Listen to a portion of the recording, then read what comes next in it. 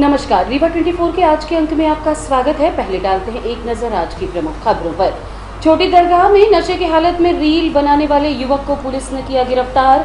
Stone crusher संचालकों के ऊपर लगा बिजली विभाग के कर्मचारियों को बंधक बनाने का आरोप। मूर्ति विसर्जन के दौरान हुई चाकूबाजी, 3 युवक घायल और चुराटा थाना अंतर्गत मुखबिर की सूचना के आधार पर पुलिस ने 1200 सीसी कोरेक्स बरामद की।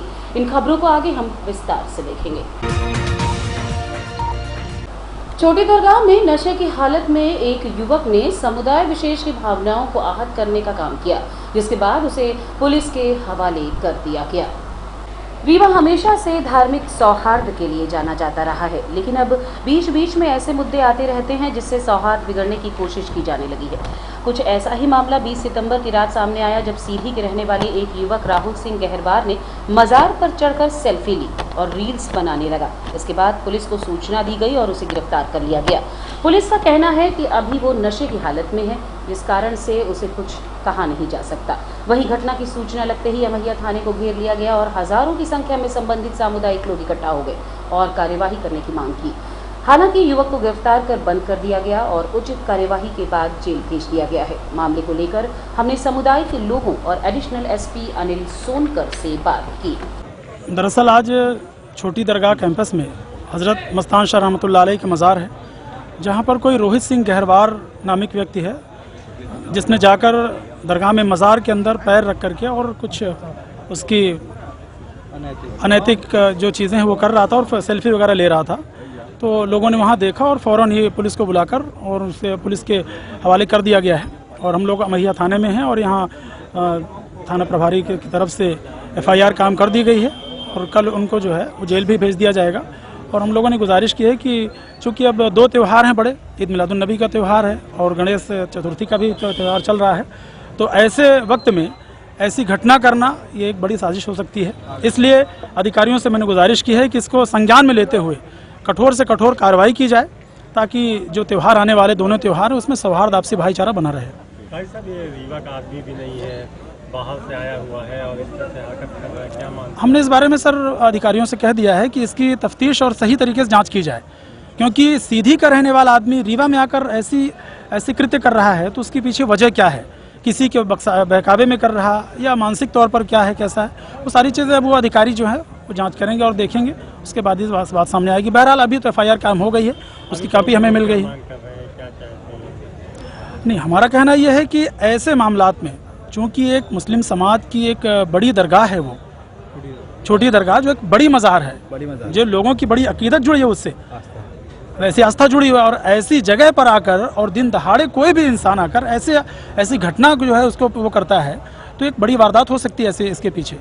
इसलिए ताकि दोबारा ऐसा कोई काम ना हो, ऐसी घटना ना हो, इसके लिए प्रशासन को और उच्च अधिकारियों को संज्ञान में लेते हुए इसकी कड़ी कार्रवाई करनी चाहिए और इसकी जांच होनी। आज सूचना मिली मुजावर साहब के द्वारा 9:30 बजे सीधी के रहने वाला है, मज़ार पे आ गया है और वीडियो बना रहा है आपत्तिजनक। इस पे कार्रवाई एडिशनल एसपी द्वारा प्रशासन को भेजा गया और बड़ी से बड़ी कार्रवाई हुई। हम लोग समाज पूरा घटना से दुखी हैं। कहीं के लोग बाहर क्या कार्रवाई करेंगे आप? अगर ऐसी चीजें आएंगी तो होटलों वाले दुकानदारों के ऊपर भी कार्रवाई की जाएगी। क्या उनका कार्रवाई करेंगे या उनको खाली करवाने की तुरंत कार्रवाई। ऐसी घटना आती है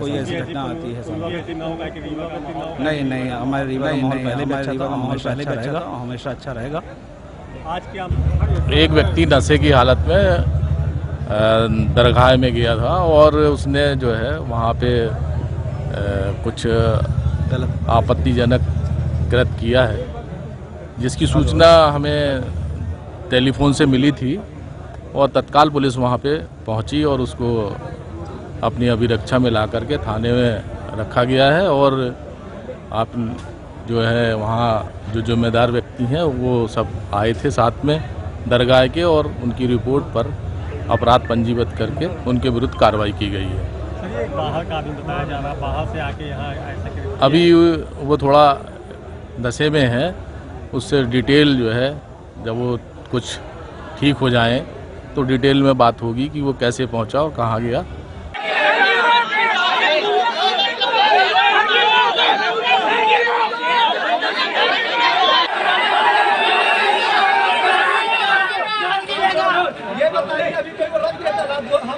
हम लोग जाके उसके भगवान पर लाभ रखें, कैसे रखेंगे सामने वाले में। स्टोन क्रशर का बिजली कनेक्शन काटने गए कर्मचारियों ने कृष्ण संचालकों के ऊपर बंधक बनाने का आरोप लगाया है। कनेक्शन काटने गए कर्मचारियों ने बताया कि एनजीटी के आदेश के बाद वो बैजनाथ और बिनौती में 3 स्टोन क्रशर्स के कनेक्शन काटने गए थे और साथ में नौबस्ता चौकी पुलिस भी थी। लगभग 15 सदस्यीय टीम के पुलिस चौकी के कर्मचारियों को स्टोन क्रशर के कर्मचारियों और ग्रामीणों द्वारा बंधक बना लिया गया है।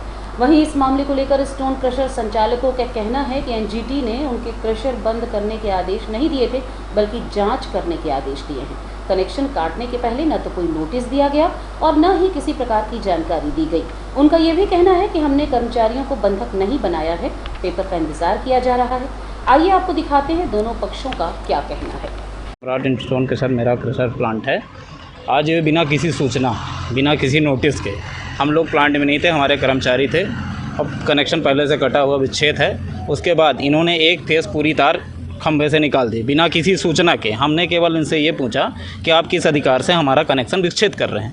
इन्होंने बोला हमको ऊपर से आदेश है। हमने बोला हमको कोई एक नोटिस दे दीजिए जिससे हम दिखा सकें या कोर्ट में जा सकें या किसी के सामने हम आवेदन कर सकें कि हमारा इस पहलू से हमारा कनेक्शन काट दिया गया। तो बोलते हैं हमारे पास कोई कनेक्शन नहीं है, हमारे पास जो डी साहब का आदेश है, डी साहब ने हमको आदेश दे दिया है, इस कारण से हम आपका कनेक्शन विच्छेद करें। तो हमने उनसे केवल ये कहा कि आप केवल मुझे एक कागज़ या मेल करा दीजिए, व्हाट्सअप करा दीजिए, आपके बाहर तो उनसे बाहर से करा दीजिए मुझे, मगर कोई भी हमें देने के लिए तैयार नहीं। बोलते हम पेपर मंगवा रहे हैं, पेपर मंगा दें, आप भी बैठेंगे हम भी बैठेंगे।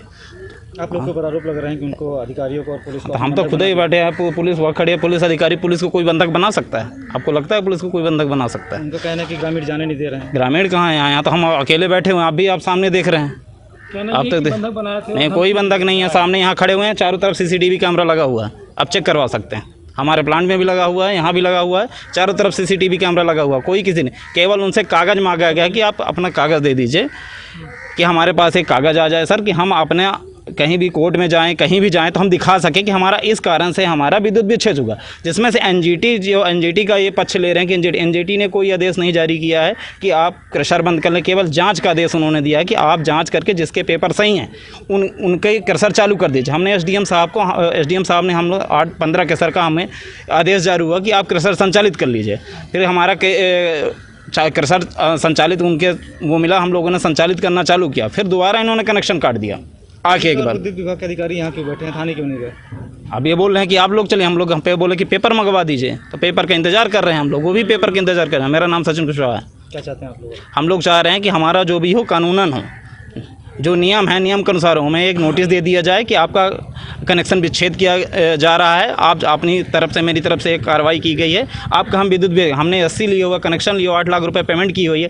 पिछले बार हमने 3,80,000 रुपये बिजली का बिल दिया, हम पूरा भुगतान कर रहे हैं 1 रुपये का, तब भी हमारी कोई भी बैजनाथ और हिनौती में 3 कनेक्शन काटने आए थे। ये कनेक्शन पहले काटे गए थे 14 अगस्त को, मगर इन लोगों ने कनेक्शन जोड़ लिया था, वैधानिक रूप से चला रहे थे। विभाग के अधिकारियों ने कहा कि इनको जो है तो फिर से कनेक्शन इनका विच्छेद किया जाए। तो इनका कनेक्शन विच्छेद करने के लिए हमने पुलिस थाना चौराहा को पत्र लिखा और पुलिस चौकी नौबस्ता को भी पत्र लिखा। और इसके बाद जो है आज पुलिस चौकी नौबस्ता द्वारा हमको बल उपलब्ध कराया गया, तो उनके साथ हम यहाँ आए। तो कनेक्शन हमने काटने के बाद जो है तो कनेक्शन मालिक, उनके तमाम लेबर, मुंशी और गांव के बहुत सारे लोग, कुछ महिलाएं भी आ गईं और तरह तरह की धमकियां भी दे रहे हैं कि गाड़ी के नीचे लेट जाएंगे, फांसी लगा लेंगे, रस्सी लाओ जी। कई लोग रस्सी लेने गए हैं, कुछ लोग मरने के लिए उतावले हैं, ऐसा करके और यहाँ से निकलने नहीं दे रहे हैं। जय Bajrang stone crusher proprietor Sunita Dwivedi, सम्राट इंफ्रा सचिन प्रोपराइटर सचिन कुशवाहा, और तीसरा सिद्धिविनायक स्टोन क्रशर, जहां आप सामने खड़े हैं जी। प्रोपराइटर अरुणेन कयासी। आप किस विभाग में पदस्थ हैं? मैं विद्युत विभाग में गणेश यंत्री के पद पर पदस्थ हूँ, चौराटा वितरण के। कितनी सदस्यीय टीम गई थी वहाँ? जी, कितनी सदस्यीय टीम गई थी कार्रवाई के लिए? हमारे साथ कार्यवाही के लिए 15 सदस्य विद्युत विभाग के थे और 4 सदस्य पुलिस चौकी 9 बस्ता के थे। जानकारी मिली कि आप लोग को बंधक बनाया गया? जी हाँ, हम लोग बंधक बने हुए हैं, अभी यहाँ देख रहे हैं, आप बैठे हैं। नहीं, वो क्रेशर में भी आपको बंधक बनाया गया था, क्या कुछ घटना हुई? जी हाँ, क्रेशर से ही बंधक बनाया गया था। अब इसके बाद लाके यहाँ बैठाया गया तो हम लोग बैठे हैं। और मूर्ति विसर्जन के दौरान चाकूबाजी का मामला प्रकाश में आया है। विश्वकर्मा जयंती के बाद सुमन बंगाली, अमित बंगाली और बबेजा नाम के युवक बाबाघाट मूर्ति विसर्जन करने गए थे। वहीं इस दौरान असलम अली, मुन्नू पाल और अमन के साथ विवाद हो गया, जिसके बाद इन तीनों ने सिंधी चौराहे पर चाकू से हमला कर दिया। मामले की FIR दर्ज कर दी गई है और घायलों का इलाज चल रहा है। राहुल सोनी। कल क्या वारदात हुई है? कल वारदात ये हुई है कि जो हमारे बंगाली हैं, सुमन बंगाली और अमित बंगाली और एक पवेजा नाम का लड़का है, उसको चाकू से मारे हैं। कौन लोगों ने मारा है इनको? ये मारे हैं आपके वो अशरफ अली खान, मोन्टू पाल और अमन अंसारी। घायलों को FIR करा दी गई है? FIR हो गई है। घटना का कारण क्या था? घटना का कारण कुछ नहीं, लोग मूर्ति विसर्जन करने गए थे, विश्वकर्मा जी की विसर्जन था, वहीं इनसे वाद विवाद हुआ है। फिर ये सिंधी चौराहा में आके लोग चाकू मारे गए। कितने लोग घायल हैं? घायल हैं 3। जिला पंचायत द्वारा सामान्य बैठक का आज आयोजन किया गया। जिला पंचायत अध्यक्ष नीता कोल और उपाध्यक्ष प्रणव प्रताप सिंह की उपस्थिति में आज सभी सदस्यों के साथ एक सामान्य बैठक का आयोजन किया गया, जिसमें विभिन्न मुद्दों को लेकर चर्चा हुई। साथ ही जनहित से जुड़े मुद्दों को प्राथमिकता देने की बात कही गई। मेरे ख्याल से एक जिला पंचायत के सदस्य से मिलने का समय नहीं है जिला शिक्षा अधिकारी महोदय को, तो कोई सदस्य में बुलाया ही नहीं जाए। क्या मतलब बुलाने का? हम जब इनके ऑफिस जाते थे ये मिलते नहीं है, अब मिलते भी है तो कोई मतलब की बातें नहीं होती। मैं आधे घंटे इनके दरवाजे के सामने खड़ा था और चिट्ठी भिजवाने के बावजूद भी इनका ध्यान मेरी ओर नहीं गया। क्या ये उचित बात है? सदन से चाहूंगा मैं, क्या उचित है ये? फसल बीमा का गवर्नमेंट का एक पोर्टल, हाँ, उसके थ्रू वो बीमा होता है, वो बीमा बैंक करता है, बैंक के थ्रू उसमें फीडिंग होती है और वो फीडिंग डायरेक्ट स्टेट से अप्रूवल होता है। फीडिंग के समय कोई डाटा नहीं आपके पास, क्या फीडिंग और उसमें से यदि वो उस विभाग का कर्मचारी आपको उस पत्र का उत्तर देने के लिए नहीं है, क्या होगा? 200 ट्रांसफार्मर जले पड़े। अरे उसकी बात को बाद में मैडम है, जो हमारे सीओ साहब के उत्तर देने के लिए तैयार नहीं है, वो ट्रांसफार्मर क्या देंगे? राज्य सरकार द्वारा फीस की कटौती के चलते लोक सेवा केंद्र के कर्मचारी हड़ताल पर चले गए। सरकार अपने प्रचार प्रसार के लिए आए दिन तरह तरह की योजनाओं की घोषणाएं करती रहती है और लोक लुभावने वादे करती है, लेकिन इन पैसों की कमी को पूरा करने के लिए वो कर्मचारियों के वेतन में कटौती करती है। ऐसा ही एक मामला लोक सेवा केंद्र का आया है, जिसमें केंद्र के कर्मचारियों की फीस में भारी कटौती की गई है। आपको बता दें कि साल 2012 में लोकसभा केंद्र चालू किए गए थे, जिसमें जाकर सभी प्रकार के सरकारी काम किए जा सकते थे, जैसे जाति प्रमाण पत्र, आय प्रमाण पत्र, निवास प्रमाण पत्र, जन्म और मृत्यु प्रमाण पत्र, जिनकी फीस 2012 से 2019 तक 25 रुपए थी। 2019 में 35 रुपए की गई, लेकिन अब अचानक से फीस रुपए 15 कर दी गई है, जिससे कर्मचारियों में आक्रोश है। वहीं इस कारण से दूर दराज से आए लोगों को भी परेशानियों का सामना करना पड़ रहा है, क्योंकि अपना किराया लगाकर लोग अपने काम करने आते हैं और हड़ताल होने के बाद दिन भर परेशान होकर वापस घर लौट जाते हैं। मामले को लेकर हमने लोक सेवा केंद्र के कर्मचारी और आम जनमानस से चर्चा की। ये जो लोक सेवा केंद्रों की स्थापना 2012 में हुई थी, उस समय लोक सेवा केंद्रों के 2 पार्ट हैं, एक संचालक और एक दूसरे हैं जिनको हम लोग सेवा देते हैं। तो जब 2012 में लोक सेवा केंद्रों की स्थापना हुई थी, उस समय सरकार ने प्रोसेसिंग फीस, मतलब जो संचालकों को फीस मिलती थी वो 25 रुपये न्यूनतम फीस, सरकार ने न्यूनतम फीस 25 रुपये निर्धारित किया था और 2012 से लेकर के 2019 तक वो शुल्क हम लोगों को 25 रुपये मिलता रहा।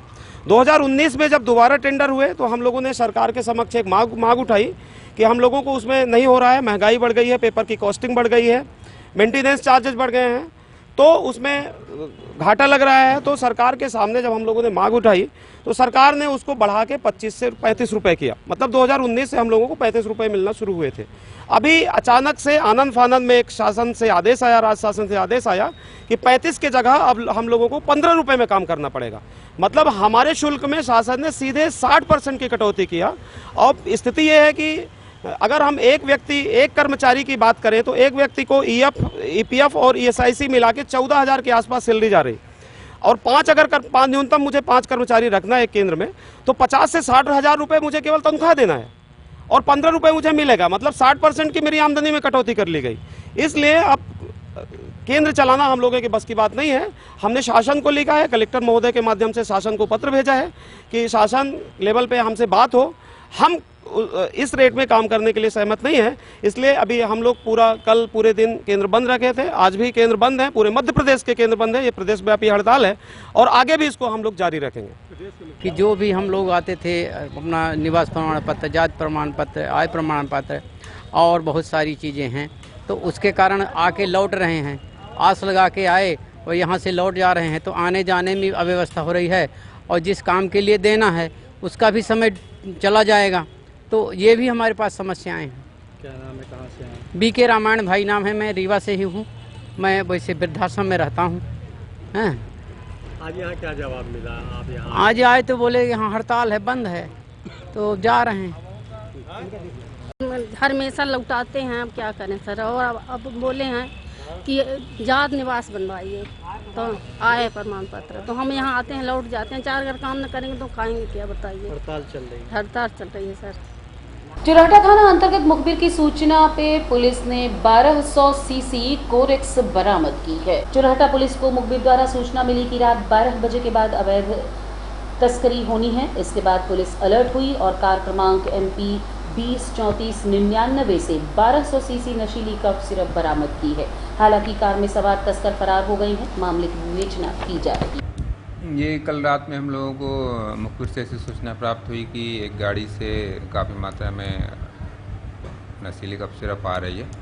वरिष्ठ अधिकारियों से मार्गदर्शन प्राप्त करके अपन ने जो पुलिस बल उपलब्ध था रात के समय इसके साथ कार्रवाई करी और अपने को ये गाड़ी ये जो है आरोपी अंधेरा था और खेत चारों तरफ खेत इस समय हरियाली हुई, इसका फ़ायदा उठा के भाग गए थे, किंतु गाड़ी अपने को खड़ी मिल गई और गाड़ी के अंदर अपने को 1200 सीसी ऑनडेक्स कप सिरप मिली है। तो इसका अपन ने जो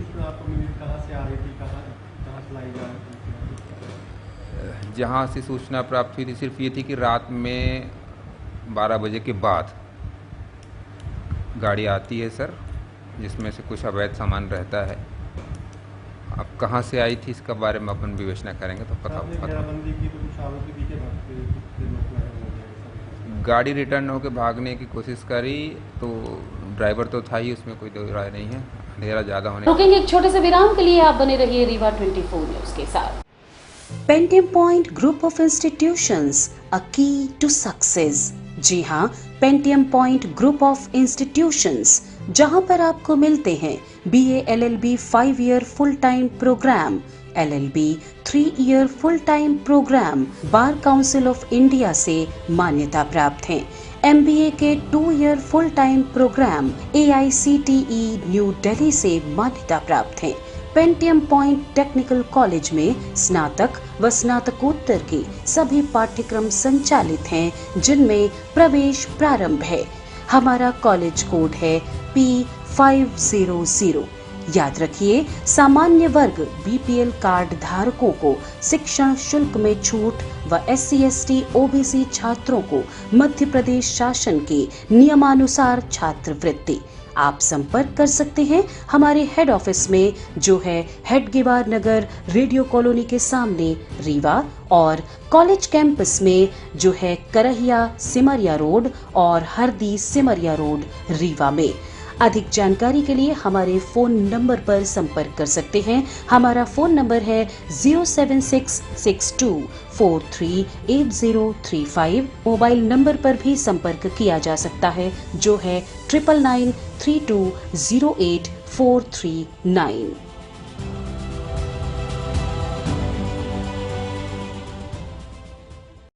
कलेक्ट्रेट कार्यालय में रजिस्ट्री लेखक द्वारा भूमि स्वामी के साथ धोखाधड़ी किए जाने का मामला प्रकाश में आया है। संतोष तिवारी नाम के व्यक्ति ने 29 अगस्त को 4 रजिस्ट्री करवाई थी, जिसमें तीनों भाइयों और एक बाबा के नाम से रजिस्ट्री की गई थी, जिनका पंजीयन शुल्क और घूस मिलाकर 30,000 रुपए में मामला तय हुआ था। लेकिन रजिस्ट्री लेखक बंसरूप पटेल 52,000 रुपए ले लिए। मामले को लेकर युवक ने जिला पंजीयन में शिकायत की तो पहले तो आज कल पता लग गया, बाद में जिला पंजीयक द्वारा कहा गया कि पैसे वापस कर दिए जाएंगे। जब पैसे वापस नहीं किए गए तो परेशान होकर संतोष तिवारी कलेक्ट्रेट कार्यालय पहुंचे और शिकायत दर्ज करवाई। सवाल ये उठता है कि आखिर घूस किस लिए दी जा रही थी, क्योंकि रजिस्ट्री में घूस दिया जाना था। इसका मतलब कि मामले में कोई न कोई गड़बड़ी। मेरे साथ जो रजिस्ट्री लेखक हैं बंस बहादुर पटेल, उन्होंने 30,000 रुपये हमसे ज़्यादा ले लिए। हमने उनके पास कई बार गया कि मेरा पैसा लौटा दो। क्या था कि 29/8/2023 को रजिस्ट्री 4 हुई थी। 3 मेरे भाइयों बड़े भाइयों के नाम से था, एक बाबा के नाम से थी। उसका पंजीयन शुल्क 22,200 रुपये लग रहा था, जबकि उन्होंने बताया कि 52,000 रुपये लग रहे हैं। और उन्होंने कहा कि 4 रजिस्ट्री का 2,000 रुपये लेख के हिसाब से लगेगा, तो 8,000 रुपये वो दे दिए। उन्होंने कहा कि रजिस्ट्रार को 4,000 रुपये घूस देना पड़ता है, हमने वो भी दिया। अब जब हम उनके पास गए, बोले भैया आपने हमसे 52,000 रुपये पंजीयन शुल्क लिया है, 22,000 रुपये। बोले तुम जानते क्या हो, हम कलेक्टर तक को जाता है, कमिश्नर को जाता है, सब अधिकारी पैसा लेते हैं। तो हमने कहा अगर एक 4 रजिस्ट्री में 30,000 रुपये अधिकारी लेंगे तब तो बर्बाद हो जाएंगे। तो फिर दारू पीकर 11 बजे रात हमारे फ़ोन में लगा के फ़ोन धमकियाँ देने लगे। बोले तुम पैसा लाओ और लाओ। तो हमने कहा भैया पैसा आप हमारा रखते हैं, उल्टा गाली देते हैं। एक दिन गाड़ी लगा के हमारे सामने और धमकी देने लगे कि अगर भारत में रहना है तो वंदे मातरम कहना है, रीवा में रहना है तो बंसू बंसू कहना है तुमको। और बोले साले अगर निपटा दूंगा किसी दिन तुम निपट जाओगे। तो मैं आप लोगों के माध्यम से हाथ जोड़ के निवेदन करना चाहता हूं कि यह तो मेरा पैसा दे दे, और अगर इस तरह से ये लोग कर रहे हैं। हमने रजिस्ट्रार साहब के पास भी गया, रजिस्ट्रार साहब मुझे 15 दिन बोले आपका पैसा लौट जाएगा, आप चिंता मत करो। अब रजिस्ट्रार साहब बोल रहे हैं कि बाहर ले लिए, मैं क्या करूँ, सबकी मिली भगत है। और रजिस्ट्री होती है सर, वहाँ पर केवल कोड वर्ड पूछा जाता है। 2-2, 3-3 दलाल वहाँ घुसे रहते हैं। क्यों घुसे रहते हैं पूछना चाहता हूँ भाई। रजिस्ट्री में केवल जो क्रेता विक्रेता, और फिर ये आलट पालट की रजिस्ट्री थी। आपने रजिस्ट्री लेखक को पैसा दिया ना? रजिस्ट्री लेखक को दिया, लेकिन उसका लाइसेंस होता है सर। हम शिकायत जब करने गए तो उनको बोलना चाहिए कि पैसा। उसके अलावा कहीं और शिकायत की? अभी मैं कहीं शिकायत नहीं दिया, अभी थाने नहीं गया, मीडिया के माध्यम से, चूंकि मुझे डर था। वो धमकी दे दिए थे। पापा हमारे बाहर थे, उन्होंने आए हैं, आज आए हैं। जैसे पहुंचे बोले तुम पहले मीडिया के पास जाओ, इसके बाद तुम थाने जाओ। मैं थाने भी जाऊंगा, और इसलिए मीडिया के पास कि अगर कल मेरा मर्डर भी होता है तो उसके जिम्मेदार बंसू पटेल रहेंगे। बताइए, जो एक रजिस्ट्री में 30 लेखक को पैसा दिया है? बंस बहादुर पटेल और मुकेश पटेल दोनों पार्टनर हैं। ये पैसा मुझसे लिए हैं और 30,000 रुपये इस तरह लिए हैं। बताइए मतलब किस तरह से खाते में 49,000 रुपये लिए हैं और 14,500 रुपये लिए हैं हाथ से। उसमें लगभग 20 लोग हमारे गांव के बैठे थे। अगर झूठ है तो मैं चिरहुला नाथ में 14,000 रुपये चढ़ा सकता हूँ, अठभुजा में चढ़ा सकता हूँ। अगर झूठ बोलते हैं वो देवी के मूठ पकड़ करके मैं 28,000 भी और दूंगा। जिस तरह से ये लोग लूट रहे हैं, कोई सुनने वाला नहीं है। रीवा में जितना थोड़ा अत्याचार हो रहा है, इसलिए मैं आप लोगों के से हाथ जोड़ के निवेदन कर रहा हूं कि हम लोग गरीबों को। आने वाले विधानसभा चुनाव को देखते हुए कलेक्ट्रेट में आज निर्वाचन शाखा द्वारा ईवीएम का प्रशिक्षण प्रदान किया गया। अक्सर देखने में आता है कि चुनाव के दौरान राजनीतिक दल किसी न किसी रूप से ईवीएम या फिर चुनाव आयोग को दोष देने लगती है। इन्हीं सब मुद्दों को देखते हुए मतदाताओं और राजनीतिक पार्टियों के भ्रम को दूर करने के लिए कर्मचारियों को वीवीपैट और ईवीएम मशीन के संबंध में प्रशिक्षण दिया जा रहा है। प्रशिक्षण प्रभारी ने बताया कि निष्पक्ष चुनाव हो, किसी भी प्रकार के आरोप प्रत्यारोप न हो, इसके लिए 1000 से अधिक वोट डलवाकर ईवीएम मशीन की जांच की गई है। ये आज है 1.5 महीने से चल रहा है, 31 है अगस्त से। कितने लोग अभी तक? अब इसमें कम से कम है 800-900 लोग का नाम से वोटिंग की है। इसका उद्देश्य बताइए क्या है? उद्देश्य अब ये है कि का नाम से जैसे कहते हैं का नाम से कि वोटिंग है, कहीं डालते हैं और कहीं मतलब वोट चले जाते हैं। इसके कारण जो है तो इसमें बताया जाता है कि ये वीवीपैट और ये पर्ची जो है तो यहाँ से निकलती है और का नाम से वो। हाँ, क्या सुनना जीवन सिंह। रुकेंगे एक छोटे से विराम के लिए, आप बने रहिए रीवा 24 न्यूज के साथ। हड्डी जोड़ एवं रीढ़ रोग तथा स्त्री रोग एवं प्रसूति रोग का इलाज एक ही छत के नीचे। विघ्नहर्ता hospital and trauma centre, hotel landmark के पास, रतहरा, रीवा। डॉक्टर संतोष सोनी, पूर्व चिकित्सक, बॉम्बे हॉस्पिटल, मुंबई। हड्डी जोड़ एवं रीढ़ रोग विशेषज्ञ, छोटे चीरे एवं दूरबीन विधि द्वारा हाथ तथा पैर की हड्डियों का ऑपरेशन। गठियाबात, जटिल एवं बिगड़े हुए फ्रैक्चर का बेहतर इलाज करते हैं डॉक्टर संतोष सोनी। विघ्नहर्ता हॉस्पिटल ट्रॉमा सेंटर में ही स्त्री एवं प्रसूत रोग विशेषज्ञ डॉक्टर शैलजा सोनी भी उपलब्ध हैं, जिनकी देखरेख में नॉर्मल डिलीवरी, सिजेरियन ऑपरेशन एवं बच्चेदानी से संबंधित ऑपरेशन की बेहतर सुविधा। संतानहीन दंपत्ति तत्काल संपर्क करें। विघ्नहर्ता hospital and trauma centre, hotel landmark के पास, रतहरा, रीवा। सुविधाजनक एवं सफल इलाज हेतु आज ही संपर्क करें। विघ्नहर्ता hospital and trauma centre, hotel landmark के पास, रतहरा, रीवा। मोबाइल नंबर 7828781983 अथवा 8462956774 पर।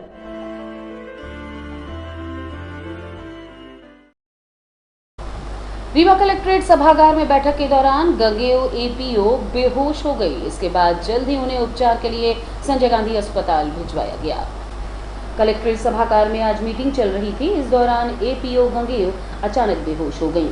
इसके बाद उन्हें एम्बुलेंस 108 की मदद से अस्पताल ले जाया गया। अंदाजा है कि बढ़ती उमस के कारण हो रही गर्मी और बदलते मौसम के कारण ऐसा हुआ हो। संभव है काम के दबाव में भी ऐसा हो सकता है। आपको बता दें कि एपीओ गंगेव कलेक्ट्रेट सभागार में बेहोश हो गई, जिन्हें 108 एम्बुलेंस लेने पहुंची और इलाज के लिए अस्पताल में भर्ती करवाया गया।